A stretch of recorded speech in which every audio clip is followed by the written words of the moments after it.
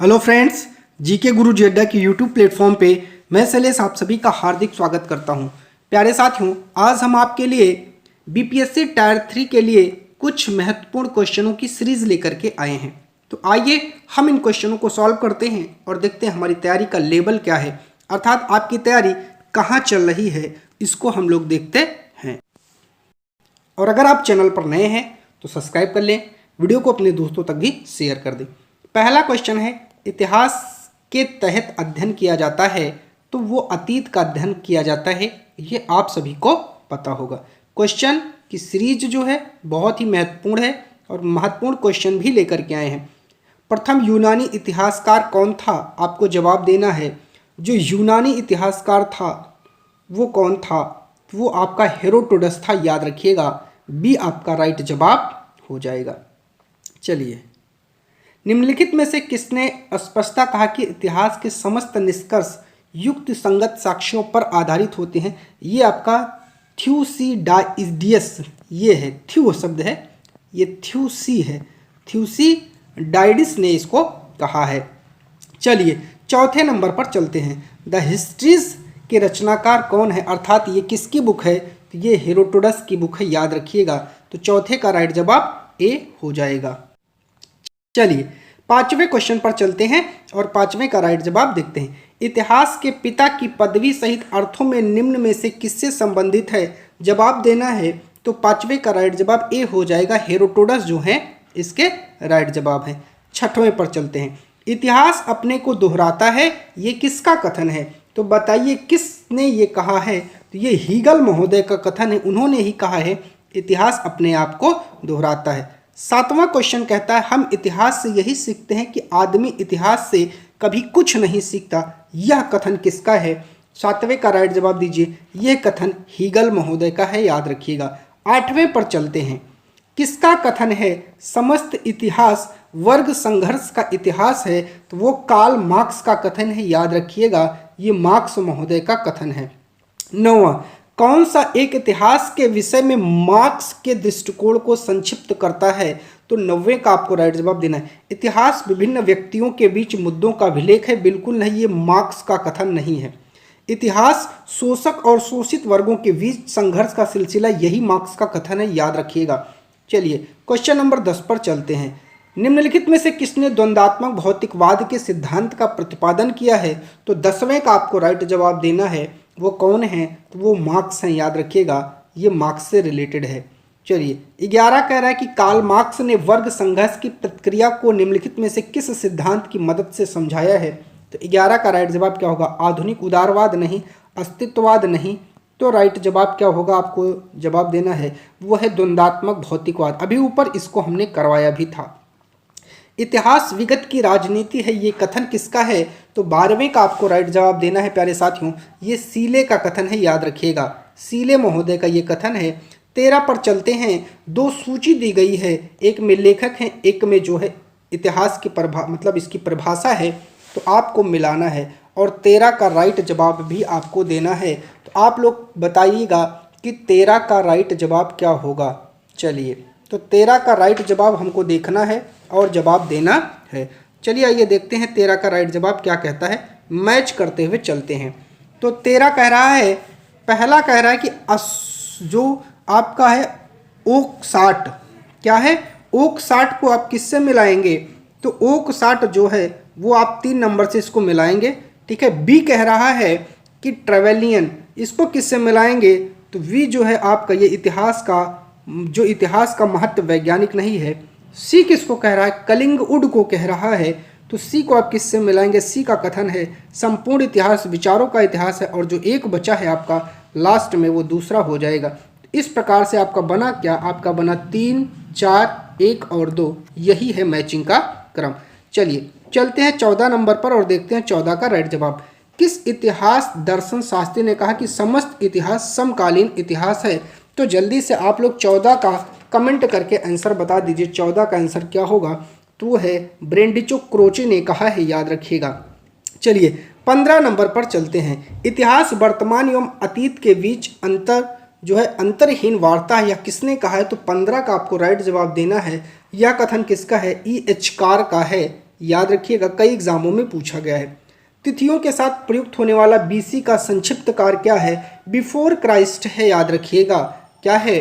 Before Christ है। 17 तिथियों के साथ प्रयुक्त होने वाला एडी क्या है? एनो डोमिनी है, याद रखिएगा। चलिए 18 पर चलते हैं। वर्ष 50 ईसा पूर्व, इसमें ऑप्शन क्या सही हो जाएगा बताइए? 150 ईसा पूर्व के पहले आता है, गलत। वर्ष 150 ईसा पूर्व के बाद आता है, तो बी आपका राइट जवाब हो जाएगा। 19 पर चलते हैं। 19 क्या कह रहा है? वर्ष 1015 किस शताब्दी में आता है? 19 का राइट जवाब क्या होगा? आइए देखते हैं। 10वीं शताब्दी ईसा पूर्व में नहीं, 11वीं में नहीं और 10वीं में नहीं, ये आता है आपका 11वीं शताब्दी ईस्वी में। डी आपका राइट जवाब हो जाएगा। चलिए 20 आपका सूची वाला है, सूची को मिलाना है और राइट जवाब देना है। तो आइए बताइए 20 का राइट जवाब क्या होगा? तो 20 का राइट जवाब क्या होगा? चलिए पहला कह रहा है विक्रम संवत, तो ए का क्या हो जाएगा आपका? एक विक्रम संवत 58 ईस्वी है, ठीक है। गुप्त संवत किस में हो जाएगा? बी को किस पे मिलाओगे? वो 78 ईस्वी है। गुप्त संवत्सर किस पे? शक संवत्सर आपका 78 पे है। गुप्त संवत्सर किस पे हो जाएगा आपका? तो सी वाले का आपको राइट जवाब देना है, वो हो जाएगा 320। और कली संवत्सर आपका हो जाएगा 102 ईसा पूर्व, याद रखिएगा।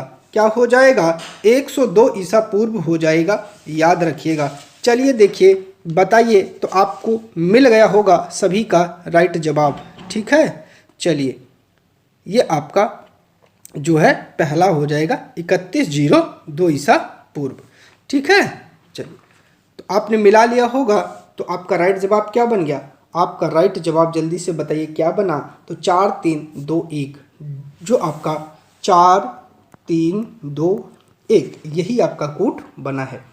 चलिए 21 नंबर पर चलते हैं और 21 का राइट जवाब देखते हैं। विक्रम संवत है उसका प्रारंभ कब हुआ था? तो बताइए 21 का राइट जवाब दीजिए। वो 58 ईसा पूर्व में हुआ था, अभी ऊपर हम लोगों ने सॉल्व किया था। शक संवत किस सम्राट के शासनकाल में 78 ईस्वी में हुआ था? ये तो सबको पता होना चाहिए। 22 का राइट जवाब होगा कनिष्क। क्या होगा? कनिष्क। कई एग्जामों में पूछा गया। भारत का राष्ट्रीय पंचांग किस संवत पर आधारित है?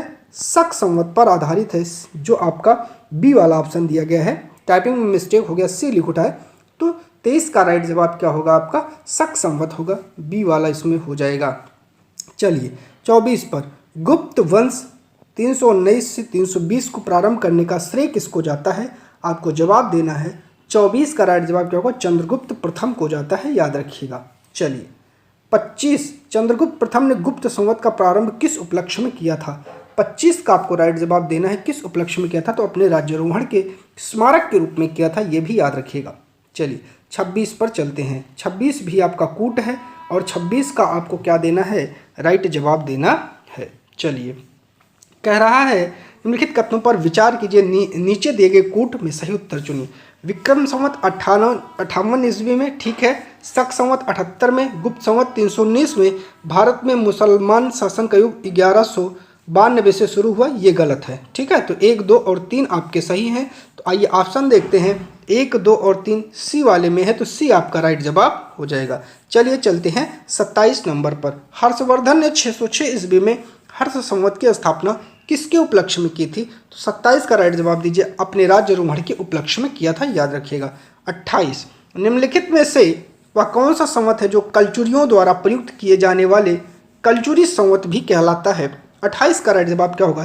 त्रैकूट संवत होगा, याद रखिएगा। 29 पर चलते हैं।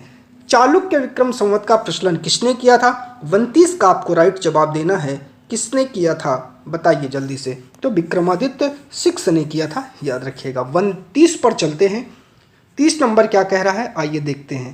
निम्नलिखित में से जो है कह रहा है कि किसे एक नए संवत चलाने का यश प्राप्त है? बताइए 30 में आप राइट जवाब दीजिए। वो है लक्ष्मण सेन, ठीक है, इनको प्राप्त है। चलिए 31 कह रहा है कि कौन सा वर्ष दिसंबर 2009 में शक संवत का वर्ष होगा? ये आपका प्रीवियस ईयर क्वेश्चन था, तो बना करके पूछ सकता है। 31 का राइट जवाब क्या होगा बताइए भैया? क्या होगा? 1931 होगा। चलिए विक्रम संवत 2070 ईस्वी संवत में रूपांतरित करने पर क्या मान होगा? आपको जवाब देना है। बताइए भैया क्या मान होगा? 32 का राइट जवाब आपको देना है, तो 2013 होगा, याद रखिएगा। चलिए 33, विक्रम संवत शक संवत के आरंभ के बीच कितने वर्षों का अंतर है? तो 33 का राइट जवाब क्या हो जाएगा? 135 वर्षों का अंतर आता है, तो सी वाला आपका राइट जवाब हो जाएगा। चलिए 34 पर चलते हैं। पुलकेशिन फर्स्ट का बादामी शिलालेख शक संवत 465 का दिनांकित है। यदि इसे संवत में दिनांकित करना होगा तो वर्ष क्या होगा? 34 का राइट जवाब दीजिए, क्या होगा? 600 होगा, याद रखिएगा, क्या होगा? 600 होगा। चलिए 35, राजस्थान के कैलेंडर में विक्रम संवत 2063 लिखा हुआ, तो उसे शक संवत क्या होगा? बताइए भैया। 35 का राइट जवाब आपको देना है, तो जब आप इसको बदलेंगे तो इसका क्या हो जाएगा? 1928 हो जाएगा। क्या हो जाएगा? 1928। ये आपका सी वाला राइट जवाब हो जाएगा। चलिए चलते हैं अगले क्वेश्चन पर। पुरातत्व में स्तर विन्यास पद्धति निम्नलिखित में से किसको समझने के लिए प्रयुक्त की जाती है? तो 36 का आपका राइट जवाब होगा भौतिक अवशेषों के क्रमिक निक्षेप को। ठीक है। चलिए 37, कार्बन 14 तिथि निर्धारित पद्धति का विकास किसने किया था? तो 37 का आपको राइट जवाब देना है, वो किया था विलर्ड लिबली ने किया था। चलिए 38 पर चलते हैं। कास्ट, अस्थि, शंख और पुरातत्वीय नमूनों का काल निर्धारण करने के लिए क्या अपनाया जाता है? कार्बन 14। क्या अपनाया जाता है? कार्बन 14। सबको पता है, इसमें कुछ जानना नहीं है। कार्बन डेटिंग आयु निर्धारित करने हेतु प्रयुक्त की जाती है, किसकी? बताइए। 39 का जल्दी से आप लोग राइट जवाब दीजिए, वो जीवाश्म की। किसकी? जीवाश्म की। चलिए 40 पर चलते हैं। पराग इतिहास का अंत एवं इतिहास का आरंभ तब माना जाता है जब क्या हुआ था? मानव ने लिखना सीखा था, तब। चलिए 41 पर चलते हैं। भारत के संदर्भ में ऐतिहासिक काल का आरंभ कब से माना जाता है? 41 का राइट जवाब दीजिए, 600 ईसा पूर्व से माना जाता है। चलिए 42, सिंधु सभ्यता को आद्य ऐतिहासिक सभ्यता कहा जाता है। इसमें यह प्रमाण मिला है, किसका मिला है? तो लेखन का प्रमाण मिला है, याद रखिएगा। चलिए 43, शक संवत पर आधारित राष्ट्रीय पंचांग का चैत्रवन ग्रेगोरियन कैलेंडर तिथियों में किस एक के तदनुरूप है? बताइए। 43 का राइट जवाब क्या होगा? 22 मार्च अथवा 21 मार्च के। चलिए किसने इतिहास को प्राचीन, मध्यकालीन, आधुनिक 3 भागों में बांटने का रिवाज चलाया? तो जो आपका 44 है, इसका राइट जवाब क्या होगा? बताइए भैया। वह है सेलेरियस। कौन है? सेलेरियस। ठीक है। चलिए आगे चलते हैं। 45 पर कह रहा है कि किसने गुप्त संवत के प्रारंभ के निर्धारण के संबंध में महत्वपूर्ण सूचना दी है? तो वो देने वाला कौन है? बताइए जल्दी से। अल-बरूनी है। इसी के साथ आपका ये टॉपिक यहीं पर समाप्त होता है। हमने 45 क्वेश्चन किए हैं। देखिए, इसको जल्दबाजी में करवाने का मकसद ये है दोस्तों, बहुत सारे टॉपिक्स करवाने हैं, समय का अभाव है। इस अभाव को देखते हुए थोड़ा तीव्र गति से ऐसा सोच रहे हैं कि आपके सभी टॉपिक कवर करवा दिए जाएं, जल्दी से, जितने से ज़्यादा हो सके आपको प्रैक्टिस सेट करवा दिया जाए। प्यारे साथियों, वीडियो अच्छी लगी हो, क्वेश्चन थोड़े टफ थे, वीडियो अच्छी लगी तो चैनल को सब्सक्राइब करिएगा, वीडियो को लाइक करिएगा और दोस्तों तक जरूर पहुँचेगा। आप सभी का बहुत बहुत धन्यवाद।